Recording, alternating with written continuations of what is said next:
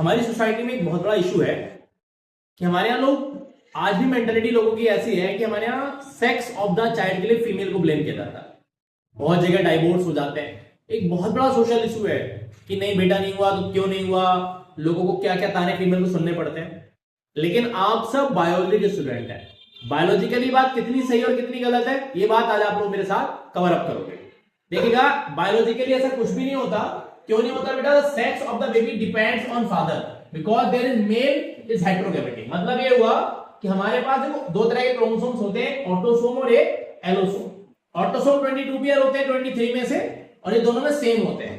ये 1 पेयर होता है और मेल और फीमेल में अलग अलग होता है। तो XX अगर है तो फीमेल है और XY अगर है तो मेल है। अब यहां देखो ध्यान दो, तो XX ये हो गया, सॉरी गलत लिखा, मेल में XY आता है और ये XX हो गया। तो अगर फादर से X आएगा तो बनने वाली कौन होगी? फीमेल, और Y आएगा तो कौन होगा? मेल। तो बायोलॉजिकली बात बिल्कुल गलत है।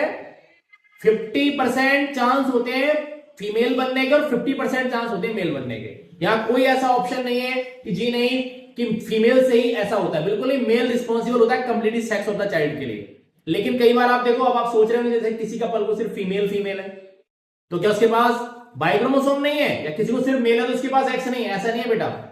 फर्टिलाइजेशन और sex of the child chromosome के साथ साथ स्पर्म की मोटिलिटी, उसकी फर्टिलाइजिंग कैपेसिटी कई चीजों पे डिपेंड करता है। हो सकता है उसकी फर्टिलिटी स्लो, लेकिन रेशियो इक्वल ही बनता है। ओके, समझ में आई बात?